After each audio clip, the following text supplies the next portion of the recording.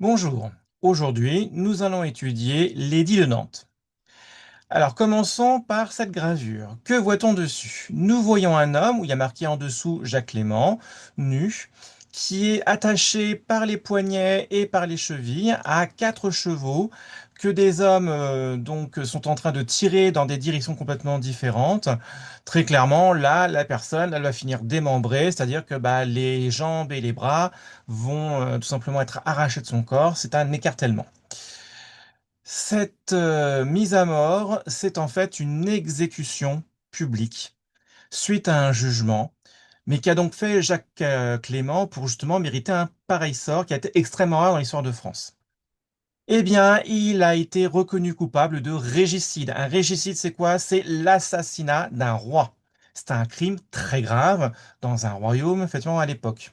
Ce qui se passe, c'est que Jacques Clément, c'est tout simplement un moine qui appartient à la Ligue catholique. La Ligue catholique, c'est une sorte de parti qui veut défendre absolument tous les intérêts de la religion catholique dans le royaume de France. Or, Jacques Clément estime que le roi de France, Henri III, remet en cause la puissance de la religion catholique, parce que ce roi, englué dans les guerres de religion qui opposent les catholiques et les protestants, essaye de mettre en place une paix qui permettrait à chacun, quelle que soit sa religion, de vivre dans le royaume. Ce qui voudrait dire qu'on tolère les protestants, si je résume. Et ça, Jacques Clément, et donc de manière générale la Ligue catholique, ils ne veulent pas de ça. Donc en fait, il va réussir à obtenir un entretien personnel avec le roi. Seul, il va pouvoir dans ce cas-là le poignarder. Et donc la garde va arriver trop tard pour sauver le roi qui va mourir, donc assassiné, poignardé. Résultat, ce qui se passe, c'est que Jacques Clément, il va être jugé et condamné à mort pour régicide. Et c'est comme ça qu'il finit écartelé. Cet écartèlement, enfin cet assassinat, j'aurais pu dire, donc pour le coup du roi Henri III, mais aussi l'épisode précédent donc du massacre de la Saint-Barthélemy qu'on a étudié dans les guerres de religion en France, où vous aviez donc en fait les protestants qui étaient massacrés par les catholiques sous ordre de la reine. Eh bien, ce sont deux épisodes effectivement problématiques des guerres de religion en France qui ont duré entre 1562 et 1598 et qui montrent bien la faiblesse de l'autorité royale à ce moment-là. Les guerres de religion affaiblissent l'autorité du roi. Ces guerres de religion qui opposent les protestants qui vivent principalement dans le sud de la France et les catholiques, notamment ceux qui sont menés par la Ligue catholique, sont meurtrières. Et pour le coup, n'hésite pas à se rebeller contre le roi si jamais celui-ci fait preuve, selon eux, de faiblesse en autorisant la tolérance religieuse dans le royaume.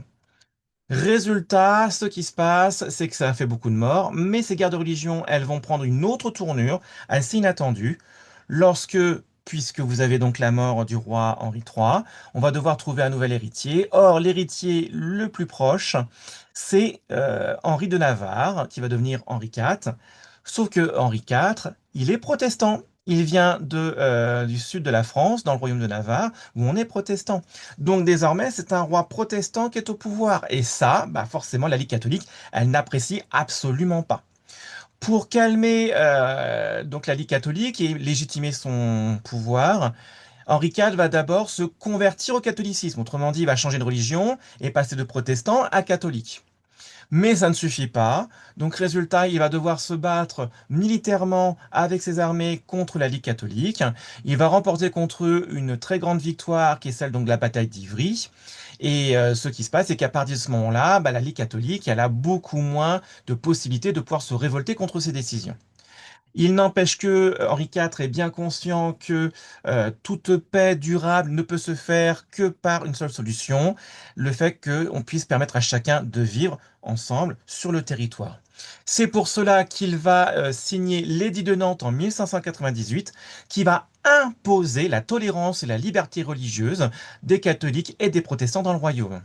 Qu'est-ce que dit par exemple cet édit de Nantes? Il va dire là par exemple, article 3, ordonnons que la religion catholique soit rétablie en tous les lieux et endroits de notre royaume pour y être paisiblement et librement exercée. Donc ça veut dire qu'on a le droit d'être catholique. Mais il dit aussi, article 9, nous permettons à ceux de la religion prétendue réformée, ça veut dire religion protestante, de continuer l'exercice de leur religion. Autrement dit, oui, les protestants peuvent aussi pratiquer leur religion. Il y a même un article secret qui dit la chose suivante: Sa Majesté accorde aux protestants que toutes les places, villes et châteaux qu'ils tenaient demeureront en leur garde, sous l'autorité de Sa Majesté. On l'a mis en secret parce qu'on pensait que la Ligue catholique s'y opposerait très fortement. C'est pour ça que là, c'était tenu secret jusqu'à son vote au Parlement. Eh bien, ce qui se passe, c'est que vous avez donc Henri IV qui va imposer cet enregistrement de cet édit au Parlement pour établir enfin vraiment la tolérance et la liberté religieuse et donc maintenir la paix dans le royaume.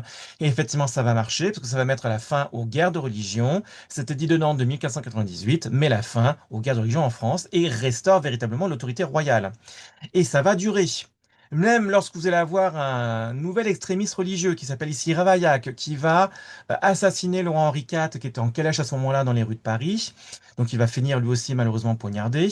Eh bien, ce qui se passe, c'est que déjà, on va bien sûr comment dire, juger Ravaillac, le condamner à mort pour régicide par écartèlement, donc de nouveau scène connue qu'on a déjà vue auparavant.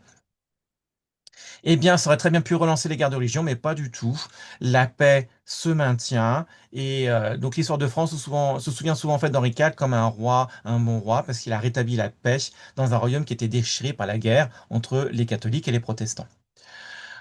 Pour résumer cette leçon sur comment l'édit de Nantes met fin aux guerres de religion en France, eh bien, donc l'édit de Nantes a lieu donc en 1598. On est à la fin du XVIe siècle, hein, durant la période des temps modernes. C'est le roi Henri IV qui va donc signer cet édit de Nantes. Pourquoi? Parce que donc la France s'est engluée dans des guerres de religion depuis 1562 qui opposent catholiques et protestants. Les deux épisodes les plus marquants, ça a été quand même le massacre de la Saint-Barthélemy à Paris, où vous avez donc en fait les Parisiens qui vont massacrer les protestants invités à un mariage d'Henri de Navarre, justement le fameux Henri IV. Et puis les guerres de religion qui avaient provoqué aussi donc l'assassinat du roi Henri III par Jacques Clément. Eh bien, donc, ce qui se passe, c'est que ces guerres de religion, là, effectivement, là, pour le coup, elles posent de gros problèmes. Mais lorsque, justement, l'assassinat, donc, de Henri III amène au pouvoir un prince protestant, Henri de Navarre, qui va devenir, donc, Henri IV, eh ben, ça crée une forte opposition qui va être vaincue, notamment d'un point de vue militaire, celle de la Ligue catholique. Quoi qu'il en soit, ce que décide de faire après ça, donc Henri IV, ça va être donc de signer et d'imposer un édit, donc une loi. C'est l'édit de Nantes qui va proclamer la liberté et la tolérance religieuse dans le royaume. Et ça va marcher parce que ça met fin aux guerres de religion en France et ça restaure véritablement l'autorité royale qui est en s'en renforcée. Même l'assassinat d'Henri IV par donc l'extrémiste catholique Ravaillac en 1610 ne va pas remettre en cause l'autorité royale de ses successeurs, et ni effectivement la remise en route donc des guerres de religion. Pour voir si vous avez compris cette leçon, vous allez essayer de répondre à 6 questions flashcards. Pour cela, vous allez mettre la vidéo en pause pour avoir le temps d'y répondre, et après vous relancez la vidéo pour voir la correction. Allez, mettez la vidéo en pause. Allez, on estime que là, vous avez répondu aux questions, vous avez relancé la vidéo pour voir la correction. La voici. J'espère que vous avez tout bon. Si ce n'est pas le cas, corrigez vos réponses bien évidemment. Et je vous dis ensuite à la prochaine.